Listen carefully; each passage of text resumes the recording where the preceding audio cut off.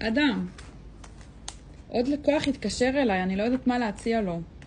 הוא צריך שולחן סלון שמתאים גם למרפסת. הבעיה שכל מה שהוא מצא לא מתאים לדברים חמים או שריטות. ניקול, הראיתי לה כבר, שהגיע מוצר חדש שלנו, דקל טרנספורמר, שולחן קטן 57 על מטר, שאת יכולה להעלות כל דבר, כל גובה שאת רוצה. את רוצה פחות, את רוצה יותר, פינות מעוגלות אם יש ילדים קטנים.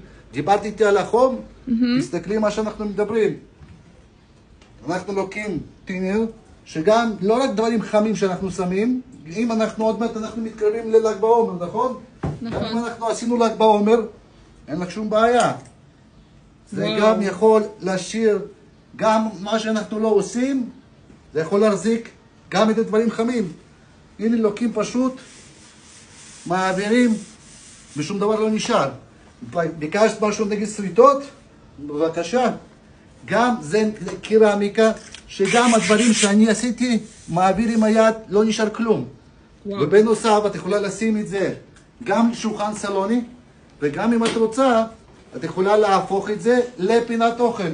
תשימי לב איך קל לפתוח את זה, ואיך קל לסגור את זה.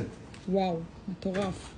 גם יש לך פה דברים שלטים, או שאם את רוצה, יש לך פה מגירות מצד אחד, שני מגירות צד שני. ובנוסף יש לך 4 צבעים ומחירים עד הגמר המלאי, מחירים מיוחדים.